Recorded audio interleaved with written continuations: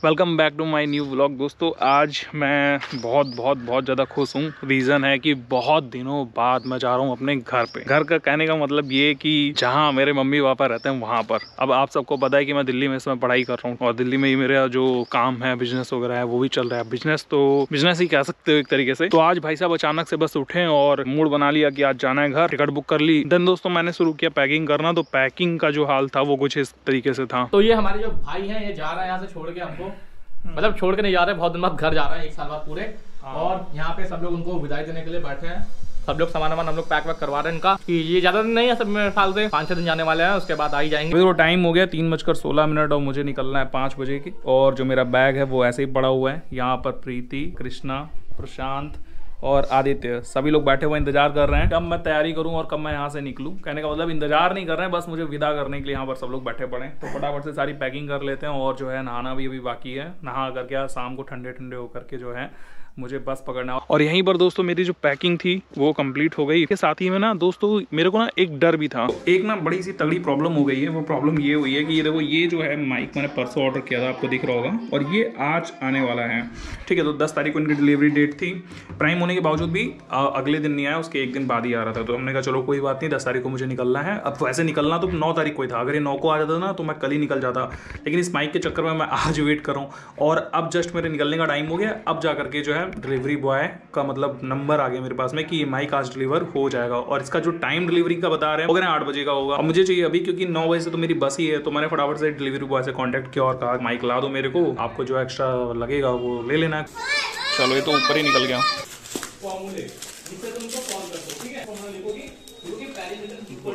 Then दोस्तों finally मुझे जो मेरा प्रोडक्ट था वो तो रिसीव हो गया। और जो प्रोडक्ट भाई मिला मुझे, लिटरली अगर आज नहीं आ पाता ना तो मेरे साथ में बहुत सारी प्रॉब्लम्स हो जाती, क्योंकि ये एक ऐसी चीज़ थी जिसके लिए मैं 2 दिन से वेट कर रहा था। फिर दोस्तों फाइनली 6 बजे का समय आया। 6 बजे मेरे को निकलना था अपने घर से, क्योंकि 9 बजे की मेरी बस थी और आनंद विहार जाने में मेरे को मेरे रूम से लगते हैं पूरे 2 घंटे। तो आनंद विहार पहुंचने के लिए मुझे पहुंचना पड़ा पहले बस अड्डे पर। तो फाइनली मैं खड़ा हूँ अपने बस स्टॉप पे। फाइनली मुझे डीटीसी की बस मिली और मैं डीटीसी की बस में टिकट लेकर के बैठ गया और वेट कर रहा हूँ आनंद विहार का।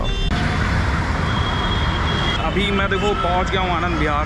ठीक है, तो आनंद विहार पहुंच करके अब फटाफट से ईडीएम मॉल पहुंचते हैं और फिर वहाँ से अपनी बस पकड़ते हैं। वो क्या ऑलरेडी बस यहीं तक जा रहा हूँ।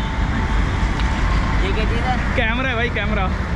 फिलहाल तो गाइज मैं पहुंच चुका हूं आनंद विहार। और देखो मेरे घर से ना यहाँ तक का जो रास्ता है वो पूरे 1.5 घंटे का है, मतलब जहाँ पर मेरा रूम है। और मुझे जो सबसे ज़्यादा प्रॉब्लम होती है वो यहाँ तक आने में ही होती है।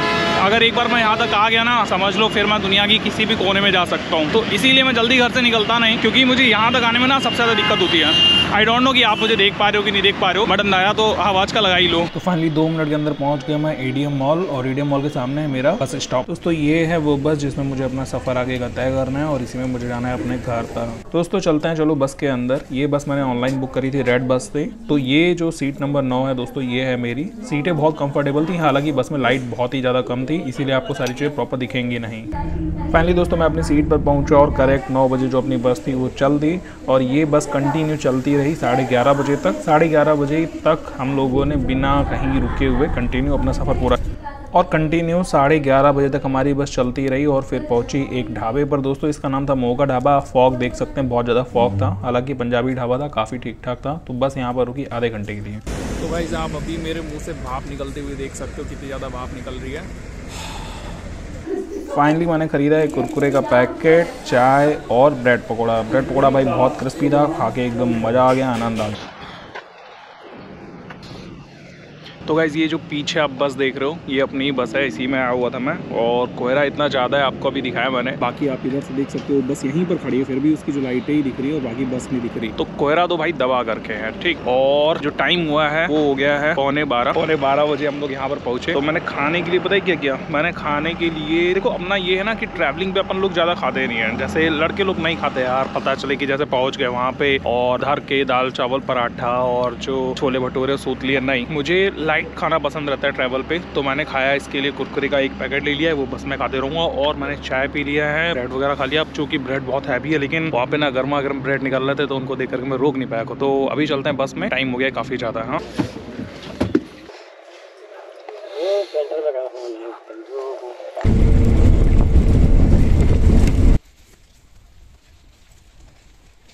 तो गाइस शायद आपको मैं दिख रहा हूँ अभी सुबह सुबह टाइम हो गया 6 बज गया करेक्ट, और मैं अपने सिटी में उतर चुका हूँ। सारी दुकानें बंद हैं, एकदम सुनसान सा माहौल। और जहाँ पर मेरी बस रुकी थी वहाँ से मैंने सोचा 2 मिनट का तो रास्ता है, सामान अपने आप ही लेकर के चल देता हूँ, तो लेकर के तो चल रहा हूँ। लेकिन लिटरली इतना ज़्यादा वजन सामान था, मतलब मुझे लगा पहुँच जाऊँगा आराम से, लेकिन अभी थोड़ी थोड़ी ना अपनी आने लग रही है, क्योंकि जो पीछे वाला बैग है ना वो काफ़ी वजन है, और हाथ वाला बैग तो आप यहाँ पर देख ही सकते हो ऐसे लटका रखा है एक हाथ में। पीछे की लाइट ना एक जगह की दुब दुब कर रही थी काफ़ी तेज़ी से, तो अंधेरा हो गया, तो मैंने सोचा आगे देख लेते हैं, मतलब जहाँ पर लाइट आएगी वहाँ पर आपको कुछ बताते हैं। वो सबसे बड़ी जो दिक्कत वाली बात थी वो ये थी कि भाई पूरे रास्ते मेरे को नींद नहीं आई एक्साइटमेंट में, ठीक, लेकिन जैसे ही मैं घर पहुँचने वाला हुआ, मतलब 10 किलोमीटर सिटी के बचे, बड़ी तेजी से नींद आने लग गई। और हमारे सिटी की जो रोड लाइट है वो देखो कैसा काम कर रही है, ये आप मेरे फेस पे लाइट डल रही है, इसको देख सकते हो, देखो इस तरीके से झपके ले रही है। तो खैर कोई नहीं, पता है घर जाने की इतनी ज्यादा एक्साइटमेंट थी कि मैं एक जगह मतलब एक बस में ऐसे पूछताछ के लिए चढ़ गया और वहां पर अपना एक बैग भूल गया, ये वाला बेचारा मेरा बैग। जब दूसरी बस में चढ़ा सही बस में, वहां जाकर के देखा अरे मेरा बैग नहीं है, फिर मैं भाग भाग के गया दोबारा से, तो पता चला वहां पर जिस पहली बस में चढ़ा था उसमें बैग रखा हुआ था। तो ये जो मंदिर आके आप देख रहे हैं, ये मंदिर हमारे घर की पहचान है, क्योंकि इसके जस्ट पीछे वो हमारा घर है। ओहो ये कौन उठी, अब पगलू छुटंकी, इतनी छोटी लग रही है, अभी भी सो के जगी। ओ भाई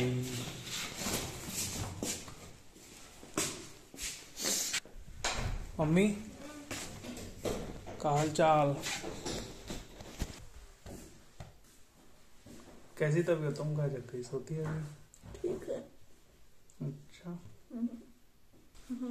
और छोटी लड़की, थैंक यू, कंडक्टर बन के आया हूँ।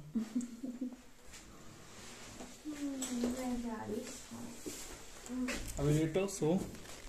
और हाँ, इन सारी चीज़ों के दौरान मैंने एक चीज़ नोटिस की कि सुबह की 6 बजे मैंने पहली बार इतना अंधेरा देखा, बाहर से आकर के देख रहा हूँ। तो मुझे बिल्कुल भी आइडिया नहीं था कि जब मैं घर पहुँचूंगा तो सब सोए पड़े होंगे, लेकिन फिर भी सबको जगा करके मिल करके काफ़ी अच्छा लगा, क्योंकि काफ़ी दिनों बाद मिलना हो रहा था भाई, पूरे 10 महीने बाद मैं अपने घर आ रहा था।